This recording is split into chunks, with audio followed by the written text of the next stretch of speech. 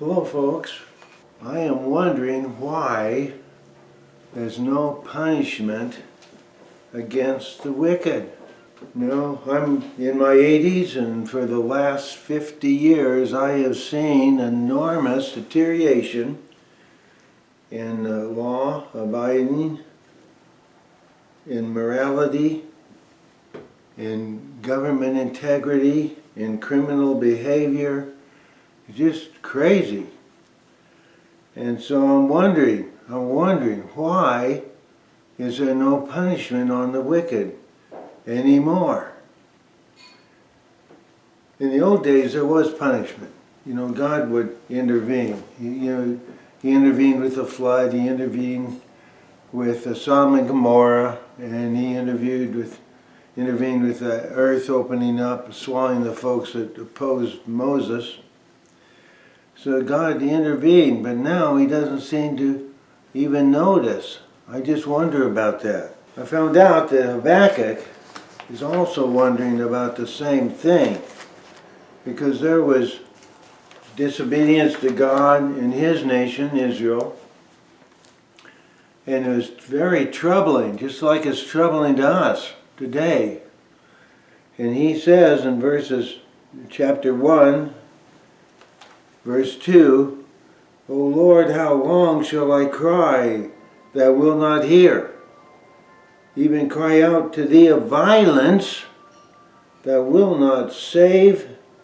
Why dost thou show me iniquity and cause me to behold grievance?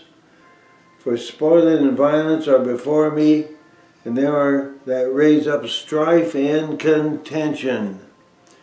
Therefore the law is slacked, the judgment does never go forth, for the wicked doth compass about the righteous, therefore wrong judgment proceeds.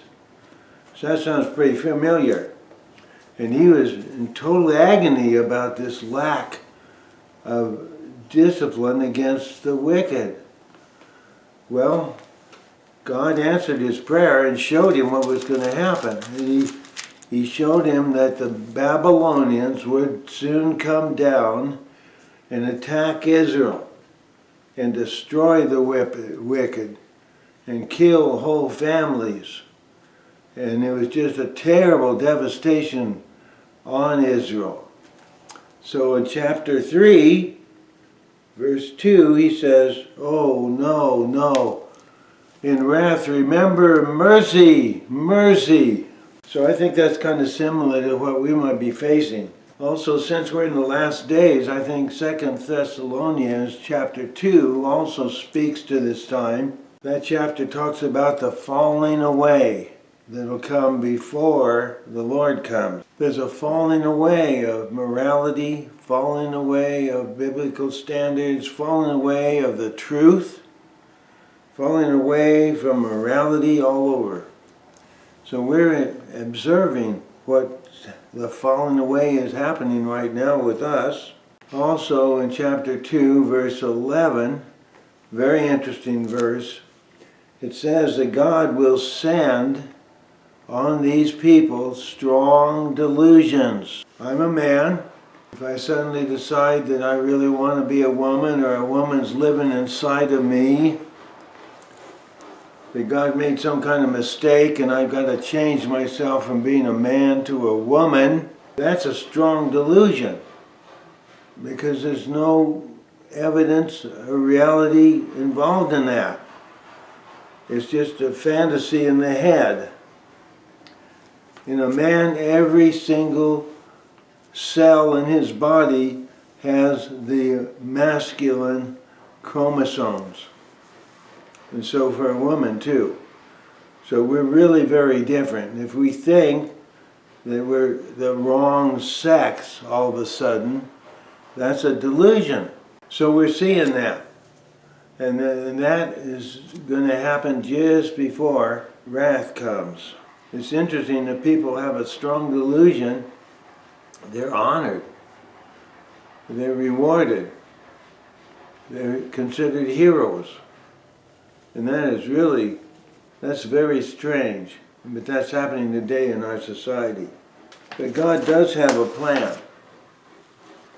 And we have some verses that show his plan. Job 21 verse 30, the wicked is reserved to the day of destruction. They shall be brought forth to the day of wrath.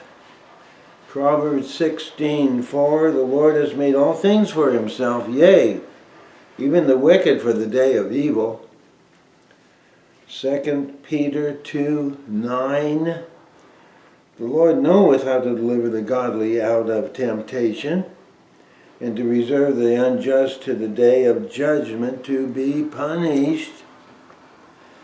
2 Peter 3:7, but the heavens and the earth, which are now by the same word, are kept in store, reserved unto fire against the day of judgment and perdition of ungodly men. So God has a plan.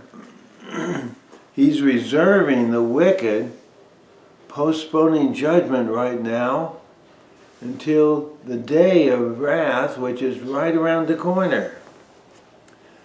So hopefully this will encourage you, that you won't be too depressed and unhappy about the world that we're living in right now. It is an encouragement to me that I know God's watching and he's going to bring judgment when it's appropriate time. So the conclusion of the whole matter is, judgment is coming.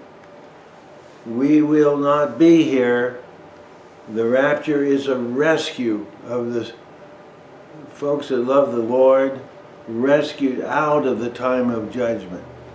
The rapture is going to come, then comes tribulation time.